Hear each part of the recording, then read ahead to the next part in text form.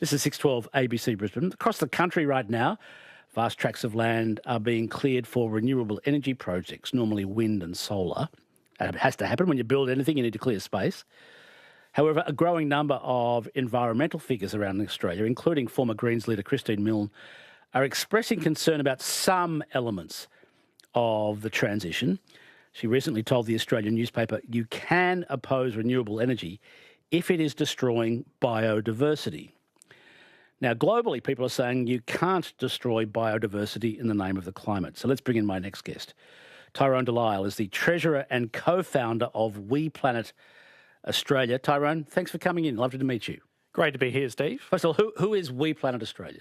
WePlanet Australia is a grassroots movement made up of citizens across the country who are concerned about the climate crisis, biodiversity loss and poverty. We're also the Australian chapter of a broader global movement which started in Europe and is now in Africa and Asia as well. Associated with any or affiliated with any political party at all? Not affiliated with any political party, but we do have members from across the political spectrum. We've got moderate, progressive Liberals, Labor members, Animal Justice and Greens members as well. Yeah, of course, that's expected.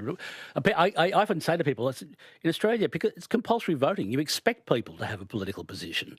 You know, you've got to finally, when you go to that ballot box, you've got to say yes or no to something. That's right. And Yeah. I think you can call yourself more of a grassroots movement if you have a cross-section of society rather than just one political kind of identity. Well, how does WePlanet Australia see the current renewable energy rollout across Australia? Look, we think that wind and solar have done a really good job of getting us to where we are right now.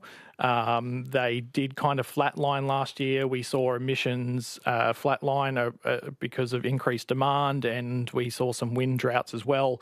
But really, the main concern that we're seeing is a loss in social license due to concerns around biodiversity impacts and also the intensity of projects in certain communities. There's a number of very remote communities, regional towns, etc., who are feeling like they're shouldering more of this energy transition than other people, especially when the calls for the energy transition are largely inner city folks, but they're not the ones experiencing these projects in real time. It's not their garden that's being bulldozed.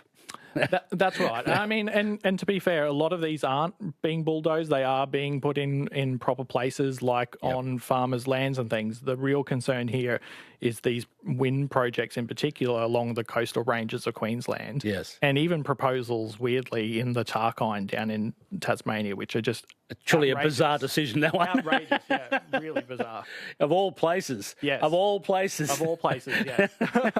Yeah, so I was speaking with Bruce Mountain, Professor Bruce Mountain from the Victoria Energy Policy Centre recently, and he's all in on renewables. He says, we've got to go renewables, but he is one of those who also says, but you've got to have, he says, you get more success, you get greater community buy-in, and you actually get what you want out of the transition if you allow locals a voice, give them a voice and a choice, and they can often recommend a better place to put the wind farm or the solar units or what have you. So there is a sort of a clear theme coming out, I guess is a way of putting it, that give locals a choice, give them a say, rather than having this dictatorial statement coming from Canberra, and it'll happen, it'll work, the transition will work okay. Yeah, this is right, Steve. This is like a multi-decadal shift in the way that we structure our economy and our society, and we need to bring the community along with us. I'm reminded of a saying in the military, slow is smooth, smooth is fast. So what they're saying is, by not rushing in and stumbling into all these different roadblocks that you didn't foresee, you're actually going to get through this a lot faster. So what we're saying is the government needs to be listening to these communities, taking on their concerns. We think one of the ways of going about that is that was suggested by the Productivity Commission recently is these no-go zones. So the no-go zones really need to be of areas of high biodiversity, so like those central ranges in Queensland or the Tarkine, for instance, but also taking into effect the intensity of projects for communities, so that some of these communities are saying, look, I'm surrounded by wind turbines. I look 360 degrees and all I see is wind turbines, or there's a big solar farm next to me. And look, other environmentalists are right in that the amount of land for these projects is small compared to, say, agriculture, or that, I'd rather live next to a solar farm than a coal mine. But these are still people's real feelings about things. And if we want to be able to bring people along, we need to acknowledge those. You've got to bring people along. The state government in Queensland has already scrapped several high-profile renewable energy projects due to environmental concerns and cost concerns. How do you see what the state government in Queensland has indicated so far? We think that they have made the right choice on some projects, especially those big pumped hydro projects, which would have seen large areas of forest submerged, which actually will, as that biomass breaks down, actually release a lot of methane and CO2. So that's problematic. But we are concerned that we are locking in coal and gas here in Queensland, and even nationally, the renewables plan that is being put forward by Labor is really a renewables and gas plan. And whilst we're not building out supply of gas, we're actually going to start importing gas, which is worse for the environment emissions-wise to be importing gas than just using our own domestically. So what we're saying is we should be considering other options, and one of those options is clean, proven nuclear energy, which around the world has demonstrated that it's low land use footprint, there's zero emissions while operating. I was just in Finland recently, went to the Olkiluoto nuclear power station. It's located on this beautiful peninsula surrounded by forests. There's people fishing in the water. It was just gorgeous, Steve. Yeah, it's funny. Europe is way ahead of us on this well, so is Asia for that matter, but Europe seems to have somehow got that nuclear power thing right somehow. Yes. Except for Germany, which shut theirs down, and now they're thinking, what have we done? Yeah, well, Europe went all in during after the oil crisis in the 70s, and then they kind of forgot about the benefits of nuclear. Right. And they kind of were a bit self-sabotaging for a while, but the realism of needing to address climate change, the pressures from the Ukrainian war show that we can't be relying on gas and fossil fuels. We can't rely on renewables alone if we're to achieve targets. So they're really acknowledging that we need to include nuclear in the mix. It seems to be off the table in Australia for now, anyhow, unless something changes down the track. My guest is Tyrone Delisle, he's treasurer and co-founder of WePlanet Australia. This is 612 ABC Brisbane. When most people think of energy, their main concern is sort of cost and reliability. Do you think that Australia will ever see cheaper electricity, a more reliable grid, and entirely renewable at some point? I think that's too hard to predict. Yeah. I mean, we have models that suggest that, but models can really show anything depending on the assumptions that we put in. The inputs will force the outputs. Yes, that's right. So I think at least in the short term, we are going to see prices continue to rise because we are having to spend a lot of money building out this new infrastructure, and that's got to be paid for somehow.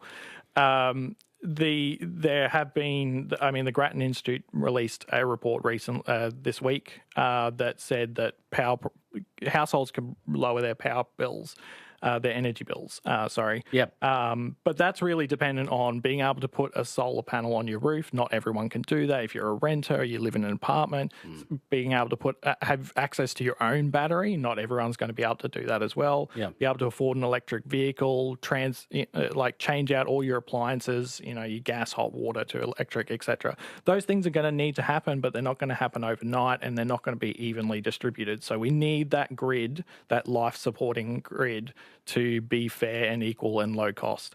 And one of the ways that we've seen overseas is by including nuclear energy, because it does produce, it's very high upfront cost. I won't sugarcoat that, and it will take time to build. But once it's built, you've got 80 plus years of consistently low price electricity in comparison to fluctuating prices of variable renewables and internationally exposed fossil fuel markets. There's a Queensland wildlife photographer who's been quoted in the print media a lot recently, Steve Nowakowski, who's